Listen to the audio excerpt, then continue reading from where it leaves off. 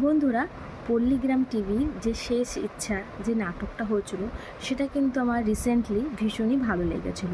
কারণ সত্যি কথা বলতে মানুষ কিন্তু একটা টাইমে বদলে যায়, সে যতটাই খারাপ হোক না। এই নাটকে কিন্তু সেটাই তার পরিচয়। আর পল্লীগ্রাম টিভির কিন্তু এক একটা নাটক এক এক রকম হয়, ভিন্ন টাইপের হয়।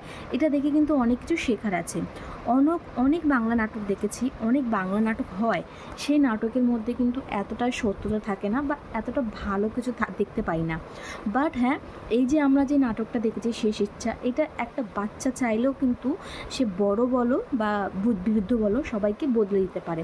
কারণ একটা বাচ্চার মনে যতটা সততা থাকে সেটা কিন্তু কারোর মনে থাকে না।